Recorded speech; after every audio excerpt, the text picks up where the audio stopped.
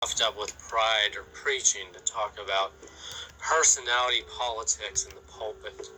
And I think it was very telling that when I was at the theological seminary and took a course about vital churches, the professor spoke about the importance of having one's personal vision for the church as minister. And he mentioned an anecdote when he was in the Midwest and he was pastoring this Reformed church. And he said that you've got to watch out for people who don't go along with your personal agenda. He said that there was a man who was very committed to the Reformed church who would travel distance to come worship with him. He was very devoted to Christianity, to the Bible. But the pastor didn't like this guy. And he said good riddance to him when he finally drove that guy away.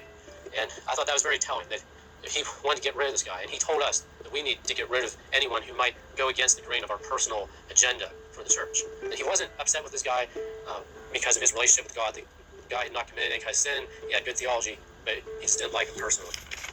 And I've seen that in Bible studies and sermons. I have no problem with a pastor trying to indoctrinate people with the Christian faith. I mean, that's why I was in the church. I wanted to learn more about God and the Bible and Christianity and so on. But it was when they would use God as if he were an object or a tool for their own ideas, or the scripture to advance their personal political views.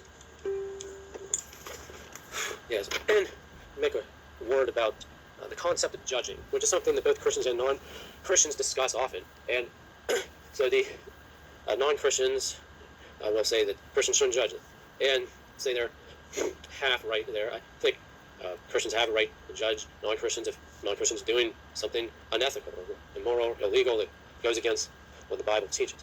Non-Christians also have a right to judge Christians.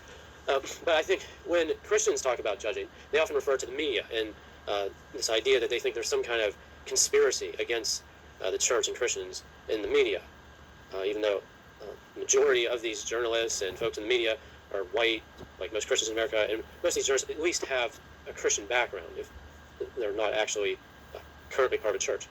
I think this idea of slamming the media smacks of anti-Semitism as well, because there are journalists who are Jewish who will talk about Christians being judgmental. And the Jews, as we know, have a lower crime rate, are generally more ethical than the Christians are anyway. And what someone like me will be upset about the judging is not the fact that they're judging sin, but the fact that they exaggerate or make up accusations, or the Christians will judge people in a way that's not biblical, that they'll do it with hatred, and they'll do it out of their own personal anger, because they're more upset that it offends them than that it offends God, or that it goes against what the scriptures say.